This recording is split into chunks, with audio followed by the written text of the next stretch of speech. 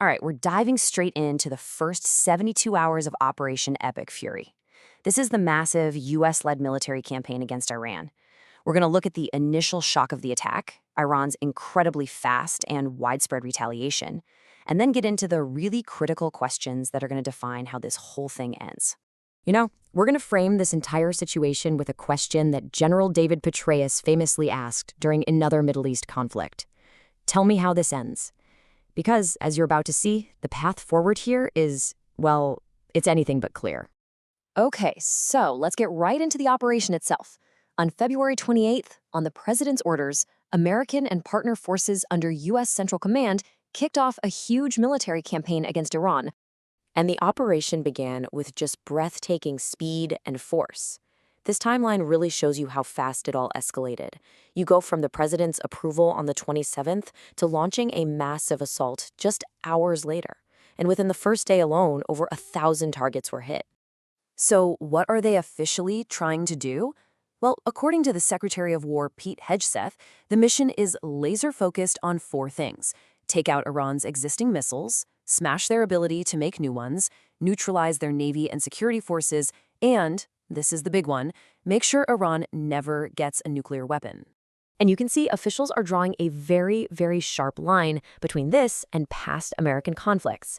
This quote from Secretary Hegseth says it all. They're promising a mission that is decisive, that has clear goals, and that isn't going to turn into some endless nation-building project. The impact of that first wave was just immediate and incredibly severe. The strategy really had 2 parts. First, a decapitation campaign aimed at the very top of Iran's leadership, and second, just widespread disruption to cripple their ability to command their own forces.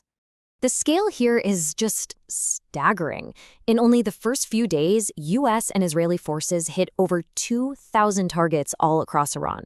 That number alone tells you almost everything you need to know about the intensity of this campaign. And this was a huge early milestone for them. According to the Israel Defense Forces, getting air superiority over the capital, Tehran, was a top priority. Once you own the skies, you can carry out the rest of your operations with a whole lot less risk. And those decapitation strikes? Wow. They were devastatingly effective. They didn't just kill the Supreme Leader, Ali Khamenei. They basically wiped out a huge chunk of Iran's senior military command, which you can imagine just threw their entire leadership structure into total chaos.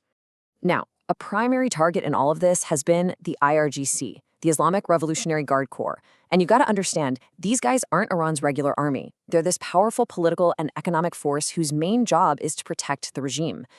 That makes them a massive target if you're trying to destabilize the country. Of course, Iran and its allies didn't just sit there and take it. They hit back, launching this broad, complex series of counterattacks.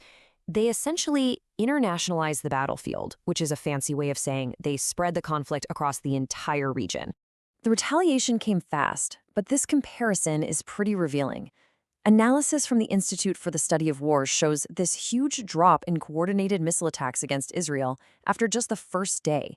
That might suggest that the strikes are already seriously damaging Iran's ability to command and control its forces.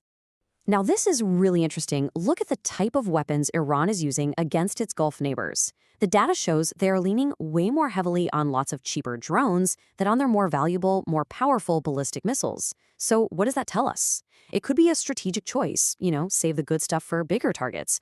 Or it could be a sign that their stockpiles are already feeling the pressure. And as you can see, the targets are everywhere. Iran is hitting U.S. allies and assets all across the Middle East. Military bases, commercial ports, oil tankers. It's a clear strategy to make this operation as painful as possible for everyone involved. So all of that brings us to the most crucial part of this whole thing: what we don't know.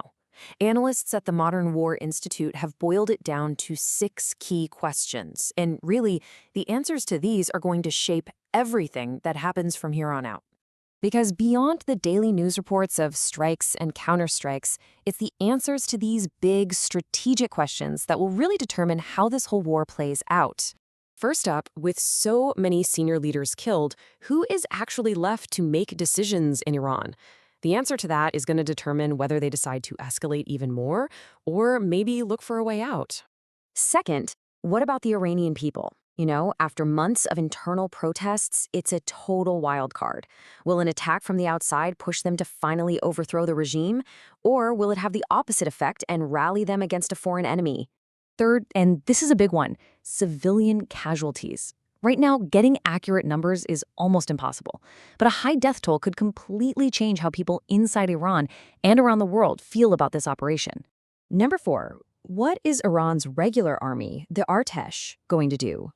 Are they going to stay loyal to what's left of the regime? Or could they actually break away? A split between them and the IRGC could literally plunge the country into a civil war. Fifth is just about the nuts and bolts of war. Iran only has so many missiles and drones, so a huge factor is just how quickly the US and Israel can destroy those stockpiles and wear down Iran's ability to even fight back. And finally, number 6. What about the neighbors? The actions of the Gulf countries and powerful proxies like Hezbollah could either help keep this conflict contained or cause it to explode across the entire Middle East. And all of this, every single one of those questions, it really leads us back to the biggest unknown of all. What is the real endgame here? Is the goal just to destroy military targets, like they say? Or do the calls for the Iranian people to take over point to a much bigger, unstated goal of toppling the government entirely? The answer to that is the only thing that will truly tell us how this ends.